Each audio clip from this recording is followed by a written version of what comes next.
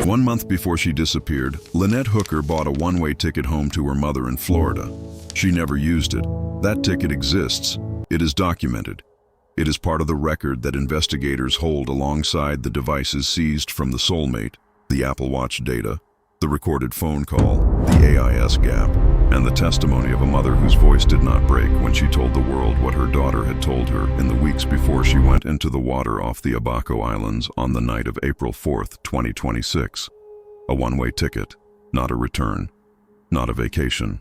A one-way ticket to her mother's house in Florida, bought by a woman who had made this calculation before, who had left before, who had told her closest friends she was not going back, who had documented her own injuries on her phone not for a police report, but as a private reminder for the version of herself that might one day need convincing that what she remembered had actually happened. She bought the ticket. She did not get on the plane. 1 month later, she was in the ocean. This is the verdict room. We examine the evidence, we follow the facts, and at the end of every investigation, we deliver the verdict.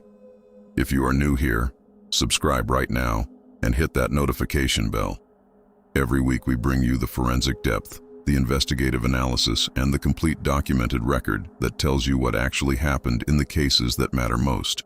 If you are already part of this community, hit that like button right now. It helps more people find this investigation. Now let us build the full picture of who Lynette Hooker was, what the documented record shows about the relationship she was living inside, and why the one-way ticket that was never used is one of the most significant single facts in this entire case. Her name was Lynette Hooker. She was 55 years old from Lenawee County, Michigan, a woman who had been near the water her entire life, not as a tourist, but as someone who grew up beside lakes, swimming and sailing before most children learned to ride a bike.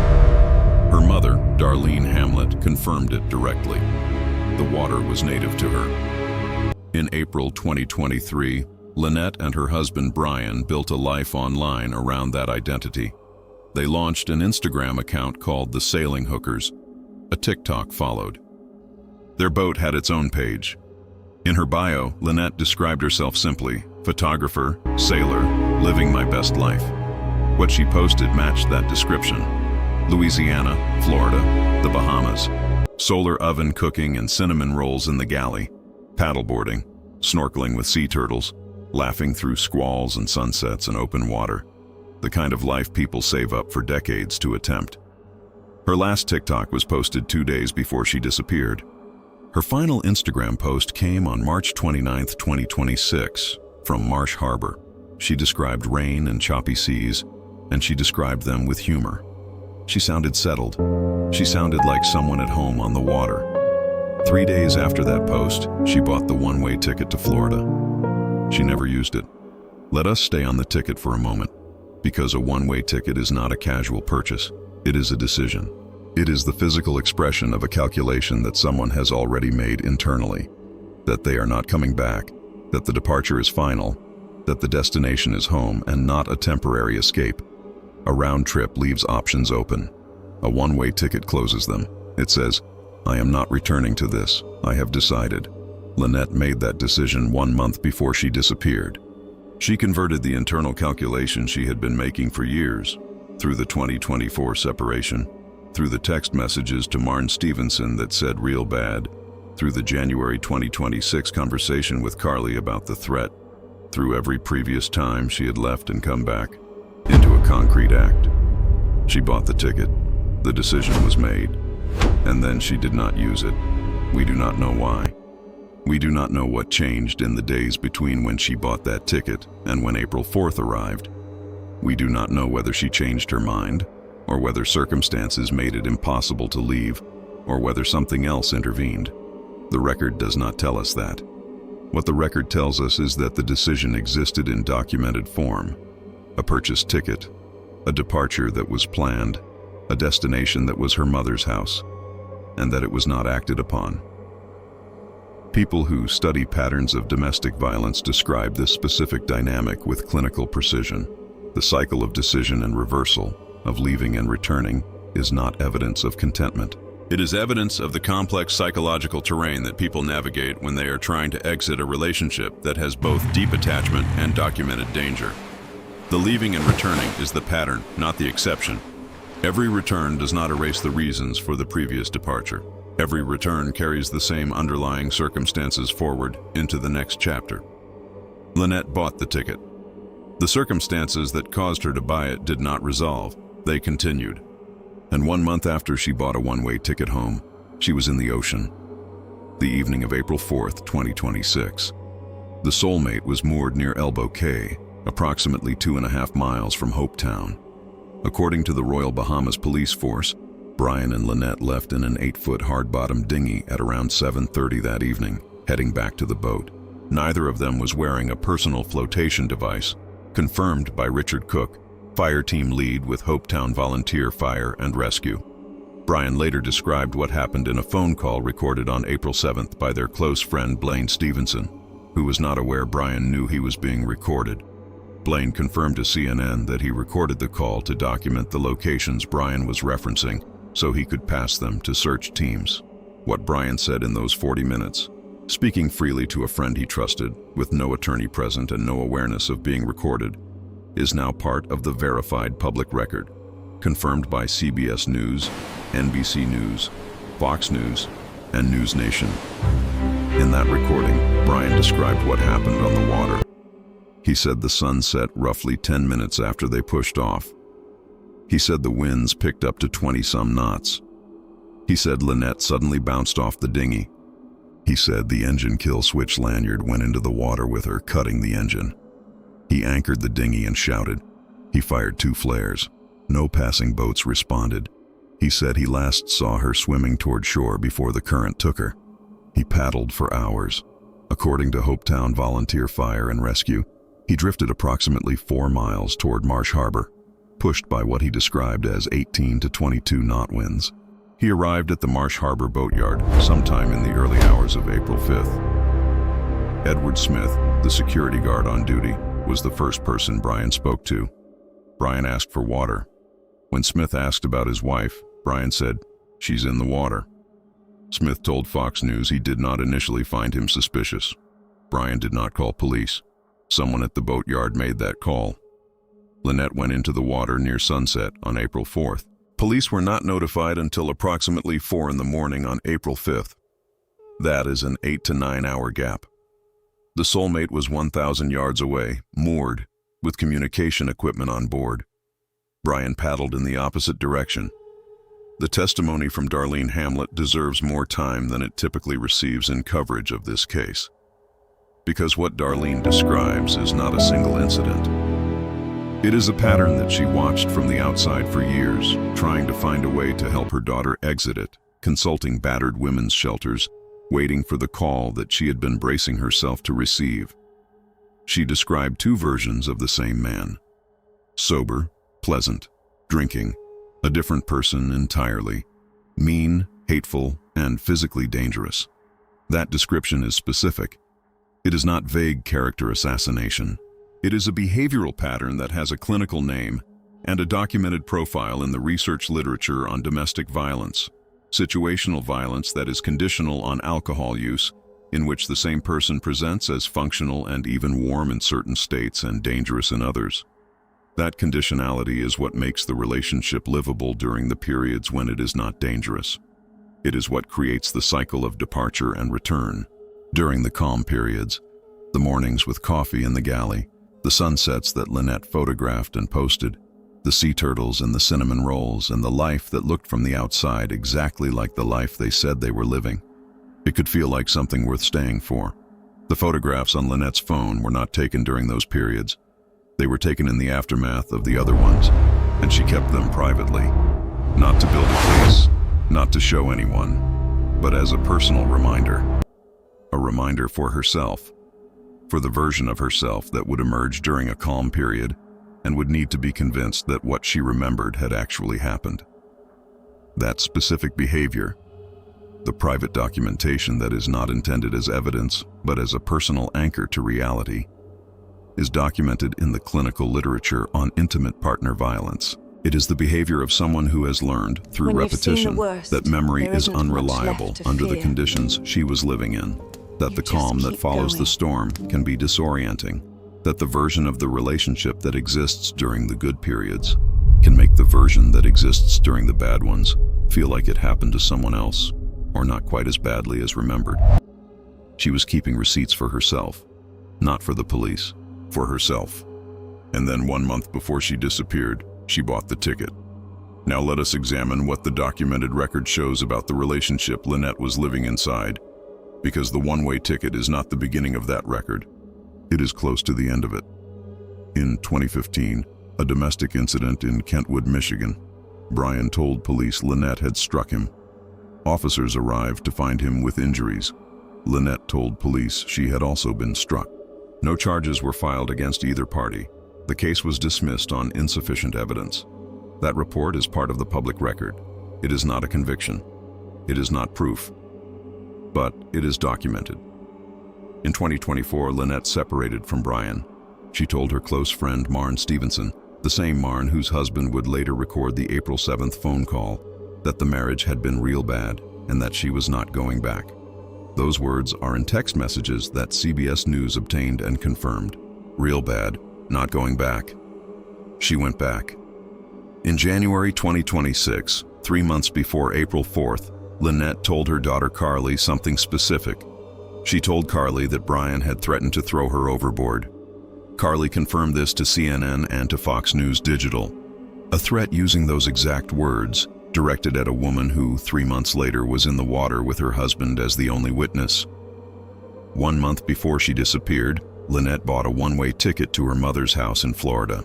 She did not use it. Darlene Hamlet is 76 years old. She is Lynette's mother. In the days after her daughter disappeared, she was driving home from the Bahamian consulate in Miami, trying to secure an emergency passport. She had not heard from Brian in almost 2 days. She told the Associated Press she would be interested in what he had to say. She later gave her most detailed account to investigative journalist Ashley Banfield. What she described was a marriage with 2 versions of the same man. Sober, she said, he could be pleasant. Drinking, she described him as mean, hateful, and physically dangerous. She had been consulting battered women's shelters trying to help Lynette find a way out. Lynette kept private photographs of her own injuries on her phone, not for a police report, not to build a legal case, but as a personal reminder during the periods when things stabilized. A private record for the version of herself that might one day need to remember. Darlene described one specific incident on the Soulmate. Brian threw Lynette onto the galley bench, pinned her down, and put his hands around her neck. Lynette felt something crack. She stayed on the boat that night. The next morning, Brian helped her pack and carry her belongings to the dock. Before she left, he said something to her. He said he wished he had finished the job and thrown her overboard. Those words, that specific threat, spoken on the Soulmate, on the water. Before she disappeared from the water, Lynette told Carly. Carly told the world. And when Darlene Hamlet sat down in front of a camera and repeated those words, he wished he had finished the job and thrown her overboard, her voice did not break. It was steady. The steadiness of a woman who had been bracing for this conversation for years. The steadiness of someone who had already been trying to help her daughter leave and had watched her go back. The steadiness of a mother who already knew. Brian Hooker has denied all wrongdoing. His attorney, Terrell Butler, described him as completely heartbroken and deeply distressed following his detention. Butler denied the allegations made by Carly Ellsworth and stated investigators presented no evidence during the final interrogation session. Brian gave interviews after his release to NBC, CBS, and ABC. He told NBC he had not been apart from Lynette this long in 25 years. He said she was his life. He said he was choosing to believe she was still alive. His attorney has stated categorically and unequivocally that he denies any wrongdoing. He has not been charged with any crime. All persons are presumed innocent unless charged and convicted in a court of law. Carly Ellsworth's questions deserve to be examined the same way that investigators examine questions, not as emotional accusations, but as logical problems that require answers. Why was Lynette wearing the kill switch lanyard if Brian typically operated the dinghy? The kill switch lanyard is a safety device that attaches to the operator of the vessel. When the operator's body separates from the boat, falls overboard, moves too far from the engine, The lanyard is pulled taut, the clip releases, and the engine cuts off. It is designed to prevent a runaway vessel from continuing forward without its operator. It is attached to the person who is driving. That is its function. Brian Hooker is a former United States Marine. He has years of experience operating small watercraft. He and Lynette had been living on the water together for years. By Carly's account, and by the account of others familiar with the couple's routine on the dinghy, Brian was the one who typically drove. If Brian typically drove, the kill switch lanyard should have been on Brian. The engine cut because the lanyard went into the water with Lynette.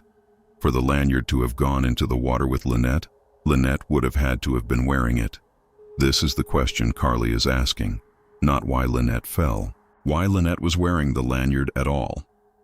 The second question is equally specific. Why did Brian paddle away from the soulmate? The soulmate was 1,000 yards away.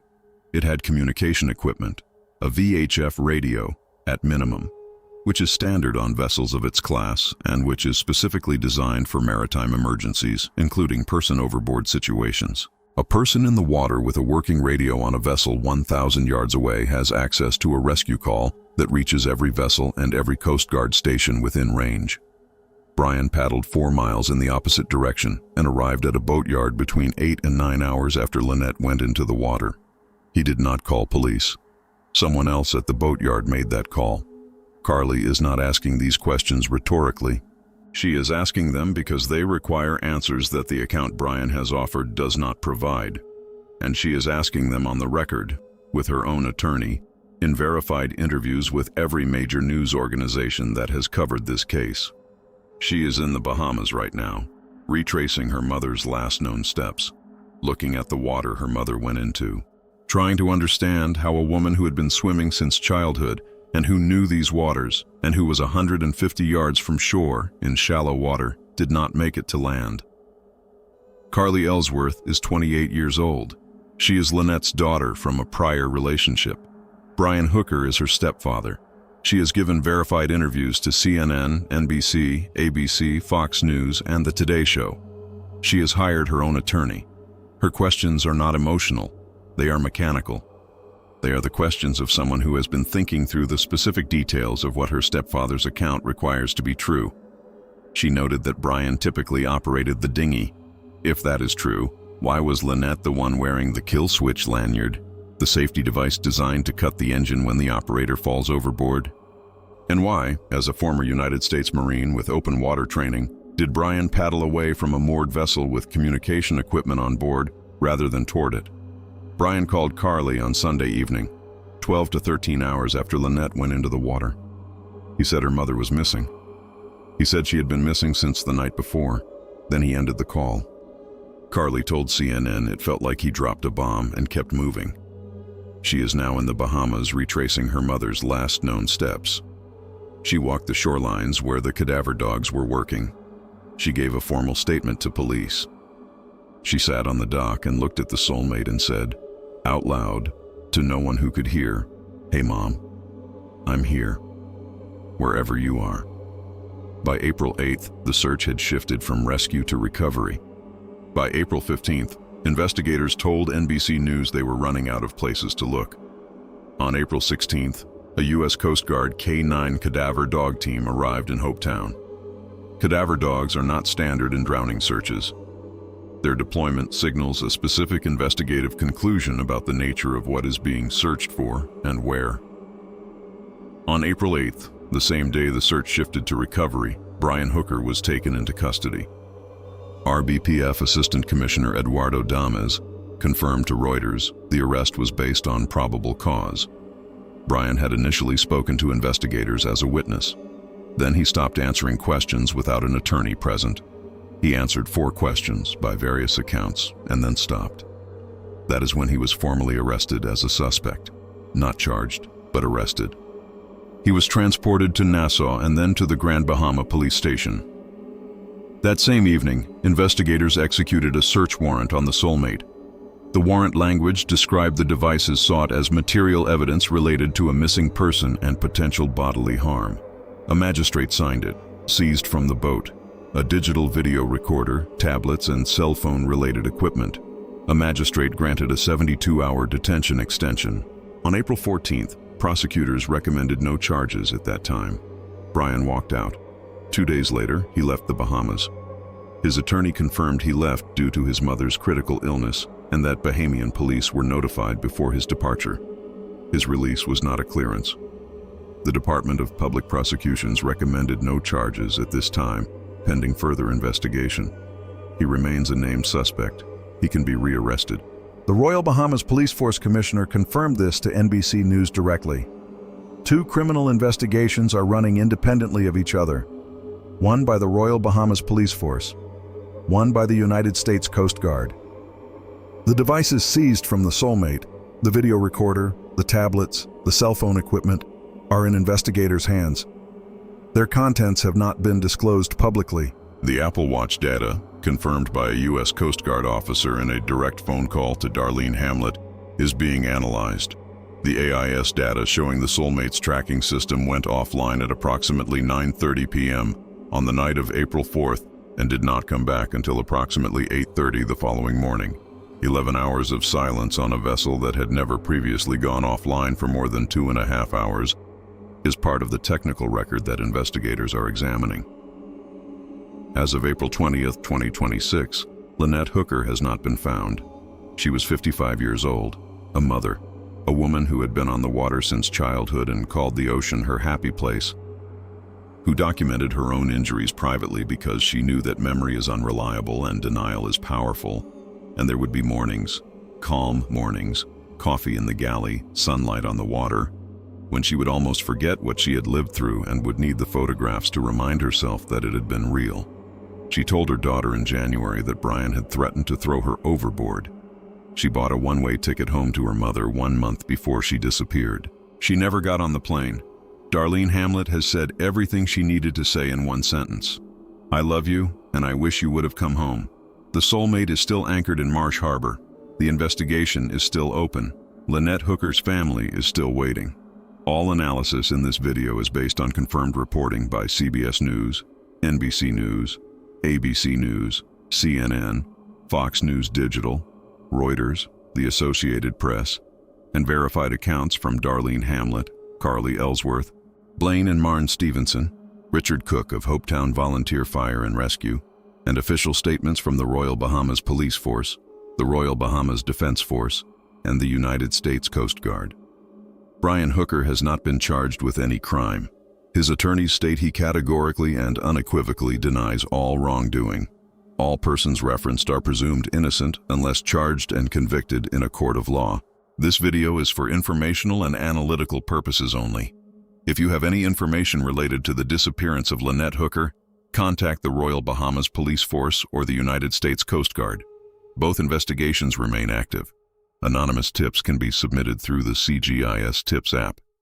If this investigation moved you, if this kind of serious, evidence-grounded documentary analysis is what you come here for, subscribe to The Verdict Room right now and hit that notification bell.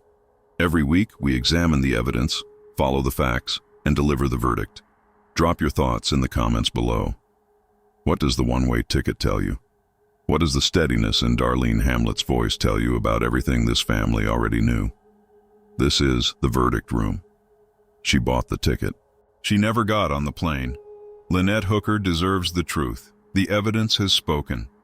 There is one more element of this case that deserves direct attention before we close, and it concerns the 8 hours. 8 to 9 hours passed between the moment Lynette went into the water and the moment police were notified. 8 hours during which the Soulmate sat moored 1,000 yards from where Brian says Lynette went in, with communication equipment on board. 8 hours during which Brian paddled 4 miles in the opposite direction and arrived at a boatyard. 8 hours during which he asked for water when the security guard found him and said she's in the water when asked about his wife and did not call police himself. Lynette's friend Daniel Danforth raised the phone question directly with CBS News. He noted that the Hookers always had their phones with them. They documented their life at sea constantly. Their phones were part of their daily existence. He said he wondered why Brian's phone did not work the night Lynette went into the water, and what communications existed during those 8 hours. The devices seized from the Soulmate under the search warrant reviewed by CBS News included cell phone-related equipment described as material evidence related to a missing person causing bodily harm. Those devices are in investigators' hands. Whatever communications occurred during those 8 hours, whatever the phones logged, whatever the tablets recorded, whatever the digital video recorder captured, is part of the technical record being examined by 2 independent criminal investigations.